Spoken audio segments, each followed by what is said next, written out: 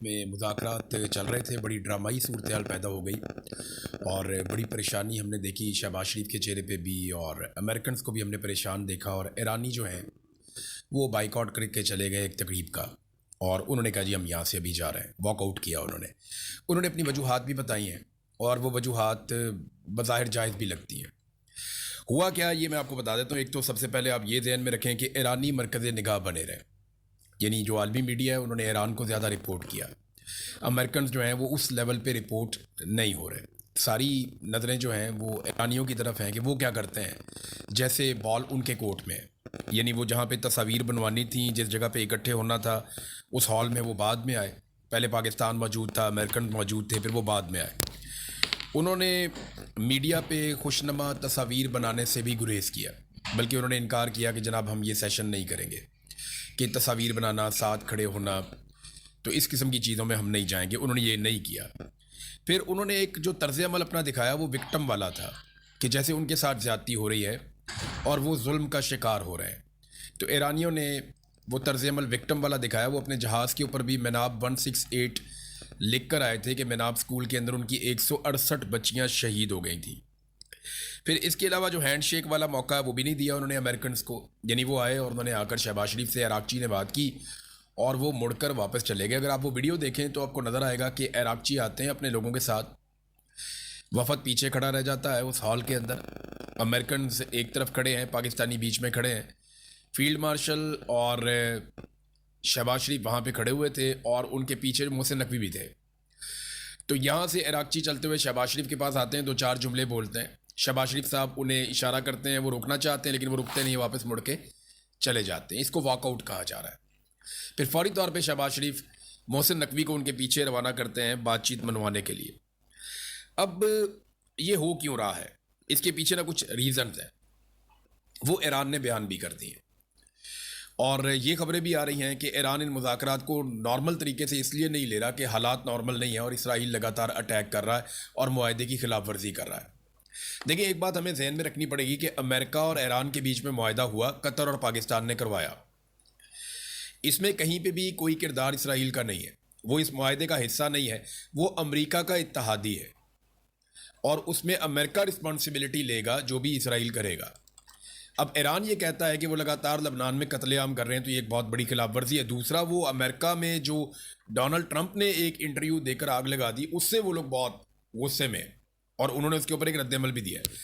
Al Jazeera اس کو کیسے report کرتا ہے، اگر یہ آپ دیکھیں تو جو کچھ کل کے دن میں ہوا، کیونکہ یہاں پہ تو رات بعد میں ہوتی ہے، یورپ میں، برطانیہ میں، پاکستان میں بہت جلدی رات ہو جاتی ہے، تو رات بھر جو یہاں پہ ہوتا رہا وہ میں آپ کو بتا دیتا ہوں کہ یہاں پہ برگن سٹروک میں مذاکرات کا ایک دور ہوا ہے، اور اس کے بارے میں جو ایرانی ڈیلیگیشن ہے اس کے ایک ممبر نے یہ بتایا میڈیا کو کہ جو آج ہماری بات چیت ہوئی ہے وہ دو چیزوں پہ ہوئی ہے۔ نمبر ایک، کہ ہماری جو ایک بات چیت ہوئی ہے وہ جو ایسٹ ہمارے فریز کیے گئے ہیں یا ہمارے اثاثے منجمد ہیں انہیں کھلوانے کے حوالے سے، اور دوسری جو تیل کی ہماری برآمد کے اوپر، یا جو تیل ہم دنیا کو بیچتے ہیں اس کے اوپر جو پابندیاں ہیں ان میں ریلیف کے حوالے سے ہماری بات چیت ہوئی ہے۔ تو ان دو چیزوں پہ وہ کہتے ہیں جی ہماری بات چیت ہوئی، لیکن اس کے بعد پھر انہوں نے ڈونلڈ ٹرمپ نے جو سٹیٹمنٹ دیا بہت سخت، اس کے اوپر رد عمل دیا، اور یہ کہا کہ ڈونلڈ ٹرمپ کو ایسے بیانات نہیں دینے چاہیے، اور ایران کی جانب سے بڑے سخت بیانات بھی آئے اس بیان کے بدلے میں۔ ایران نے فوری طور پہ اپنی فوج کو تیار رہنے کا حکم بھی جاری کر دیا ہے۔ ڈونلڈ ٹرمپ نے کہا کہ we shall hit Iran very hard again, ہم ایران کو بہت بری طرح دوبارہ ماریں گے if they don't immediately stop their highly paid proxies in Lebanon from causing trouble، کہ اگر وہ لبنان کے اندر اپنے بہت سارا جو انہوں نے خرچہ کر کے اپنی پراکسیز بنائی ہوئی ہیں لبنان میں، انہیں پرابلم پیدا کرنے سے نہیں روکتا ایران، تو پھر ہم ایران کو دوبارہ سے بہت بری طرح ماریں گے، یہ ڈونلڈ ٹرمپ نے کہا۔ دوسری طرف جناب انہوں نے کہا جی ہمیں پرواہ نہیں ہے ڈونلڈ ٹرمپ کی کسی بھی دھمکی کی، اور امریکن تھریٹس کو ہم کچھ نہیں جوتی تھے لکھنے۔ ایرانیوں نے اس طرح بات کی، انہوں نے اپنی فوج کو لڑائی لڑنے کے لیے تیار رہنے کا حکم دیا، اور انہوں نے کہا جی دیکھی جائے گی۔ اب اسرائیل جو ہے وہ غزہ کے اندر بھی لگاتار قتل عام کر رہا ہے، اور لبنان کے اندر بھی قتل عام کر رہا ہے۔ دوسری جانب اسرائیل نے کچھ دن پہلے، جس پہ امریکہ میں اور یورپ میں بہت شور مچ گیا تھا، یہ بیوفورٹ کیسل ہے، وہاں پہ ایک قلعہ ہے بہت بڑا، اور بڑا یادگار قلعہ ہے لبنان میں، اس پورے ایریا پہ اسرائیل نے قبضہ کر لیا تھا اپنی فوج کے ذریعے سے. اب یہ قبضہ انہیں چھوڑنا تھا اس معاہدے کے مطابق، لیکن اسرائیل نے کہا جی ہم اس جگہ کو خالی نہیں کریں گے اور ہم اس جگہ سے پیچھے نہیں ہٹیں گے. تو اسرائیل مذاکرات کو تباہ کرنا چاہتا ہے. یہ بات جو ایرانی وفد ہے ان کے لوگوں نے سوئٹزرلینڈ میں میڈیا کے لوگوں سے آف دی ریکارڈ بات چیت کرتے ہوئے کہی. انہوں نے کہا جی ایک تو یہ اسرائیل مذاکرات کو تباہ کرنا چاہتا ہے، اور جن لوگوں سے ہم مذاکرات کر رہے ہیں یعنی امریکن سے، تو ہم بہت محتاط رہیں گے، یہ قابل اعتبار لوگ نہیں ہیں. تو امریکہ جو ہے وہ ایران کے اوپر اعتبار نہیں کر رہا، ایران جو ہے وہ امریکہ کے اوپر اعتبار نہیں کر رہا، لیکن دونوں کی ضرورت ہے کہ کچھ نہ کچھ کر کے امن قائم ہو جائے. پاکستان کی سچویشن بڑی عجیب. شہباز شریف صاحب کا میں نے چہرہ دیکھا، فیلڈ مارشل عاصم منیر کا، تو فیلڈ مارشل عاصم منیر کا تو گونگا چہرہ ہے، وہ جیسے بھی ان کا ایک پوسچر ہوتا ہے، لیکن شہباز شریف کے چہرے سے نظر آ رہا تھا کہ جو ان کیونکہ فیلڈ مارشل نے منہ بھی دوسری طرف کیا ہوا تھا، تو وہ جو کیمرے کا ویو سے پتہ چل رہا تھا کہ وہ تناؤ میں ہے. شہباز شریف صاحب پریشان ہے. دیکھیں پاکستان کی پوری کوشش ہے کہ امریکی پاکستان سے کسی صورت بھی ناراض نہ ہوں اور ان کی پسند کا ایک معاہدہ طے پا جائے. دیکھیں اس سے 3 فائدے ہوں گے پاکستان کو بھی اور دنیا کو بھی. اگر امریکی ناراض نہیں ہوتے پاکستان سے اور یہ معاہدہ طے پا جاتا ہے، جو پاکستان کی پوری کوشش ہے، پاکستانی چاہتے ہیں کہ وہ ناراض نہ ہوں. شہباز شریف نے یعنی ثالثی تو اپنی جگہ جو پالیسی کی ہے اس بیچ میں کمال کی ہے. ڈونلڈ ٹرمپ کی غیر موجودگی میں زمین آسمان کے کلابے ملائے، ان کی تعریفیں کی. فیلڈ مارشل عاصم منیر کی بہت تعریفیں کی. شہباز شریف نے گیم اٹھا کے رکھی.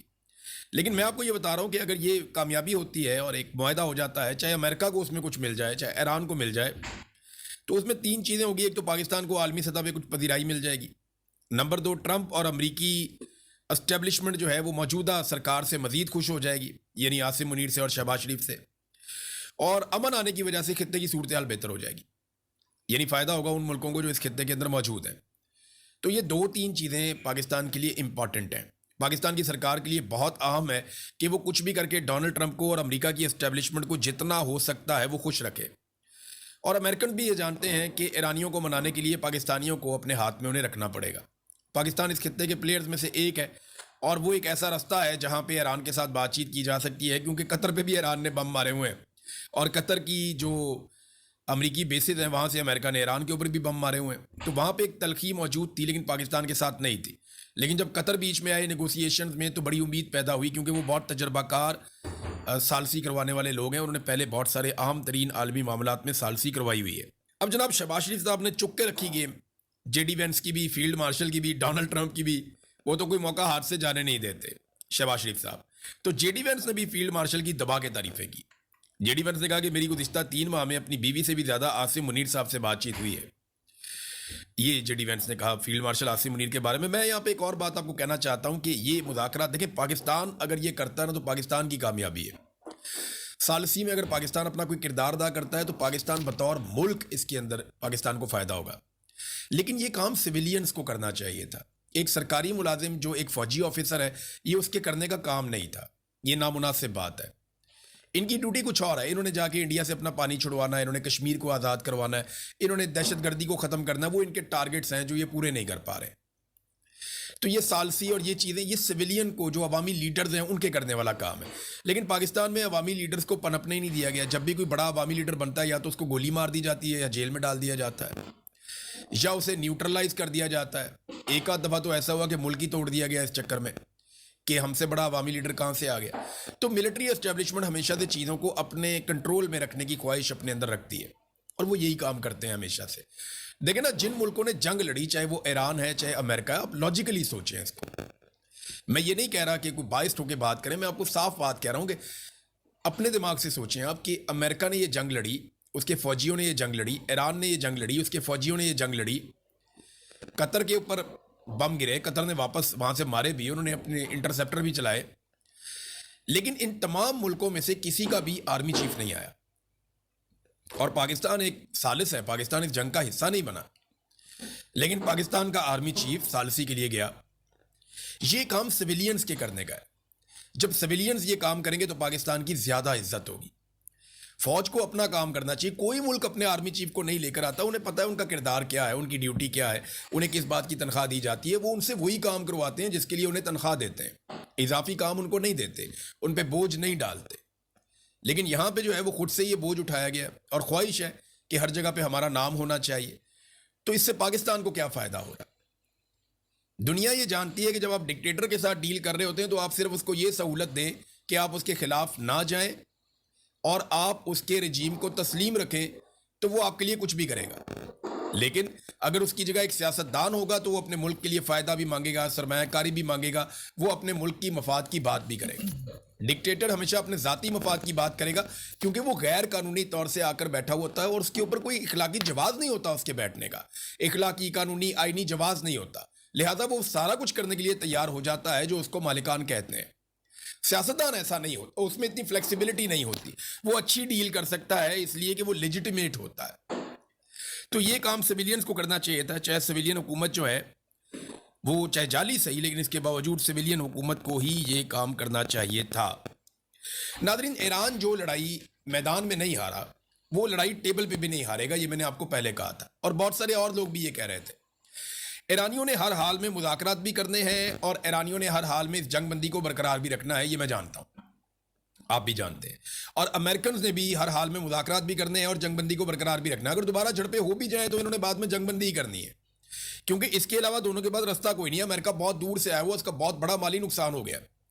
$80 ارب اضافی مانگ لیے ہیں پینٹاگون نے امریکہ کی پارلیمنٹ سے کہ ہمیں زیادہ پیسہ دو, ہمارا بہت نقصان ہو گیا وہاں پہ. یہ بہت بڑی رقم ہے, وہ یہ پیسہ پورا کیسے کریں گے؟ عرب ملکوں سے ہی پورا کریں گے جیسے وہ ہمیشہ سے پورا کرتے چلے آ رہے ہیں.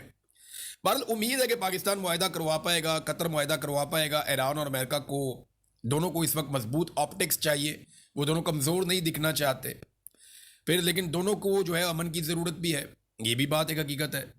ایران جو ہے وہ دباؤ بڑھا کر مذاکرات کو تھوڑا سا لمبا کرے گا اور اس کی کوشش ہوگی کہ شرائط پر عمل درآمد کروائے, خاص طور پہ جو لبنان کے اندر حماس کے اوپر جو حملے ہوئے ہیں, لبنان میں حزب اللہ پہ اور حماس کے اوپر جو اٹیک ہو رہے ہیں لگاتار, وہ کوشش کرے گا اس حوالے سے امریکہ کی جانب سے اور باقی ممالک کی جانب سے اسرائیل کو ایک شٹ اپ کال ملے, یا کم سے کم اسرائیل کو ہمارے سامنے اکیلا چھوڑ دیا جائے, پھر ہم جانے اور اسرائیل جانے. تو ایران اس نہج پہ لے جانے کی کوشش کرے گا, لیکن ڈونلڈ ٹرمپ نے دوبارہ سے تھوڑی اسرائیل کی سائڈ لی ہے اور دبا کر لی ہے.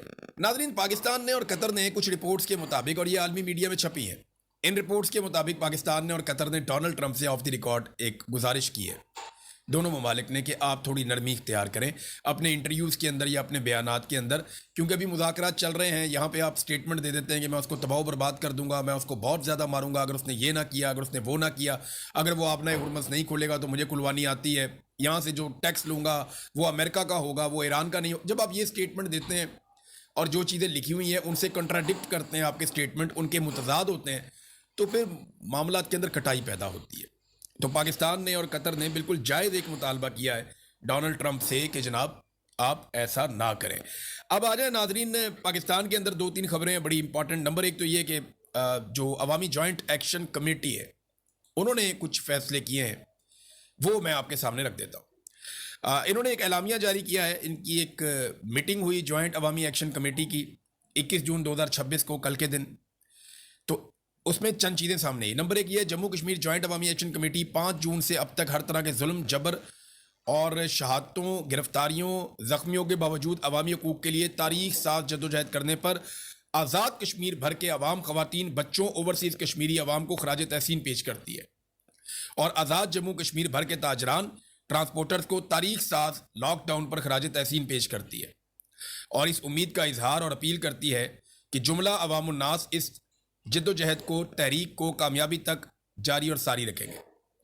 نمبر 2, انہوں نے موجودہ صورتحال پر پرامن حل نکالنے کے لیے کردار ادا کرنے والے جملہ وفود بشمول آزاد جموں کشمیر بار کونسل, ضلعی بار ایسوسی ایشنز, علماء اکرام, صحافی حضرات, سیاسی اور سماجی کارکنان, امن جرگہ, کاروباری شخصیات سمیت جتنی ایسوسی ایشنز ہیں اور باقی تمام لوگوں کو انہوں نے مثبت ادا کرنے پر شکریہ ادا کیا, مثبت کردار جو ادا کر رہے ہیں, اور وہ چاہتے ہیں کہ مسئلہ بات چیت کے ذریعے سے حل ہو.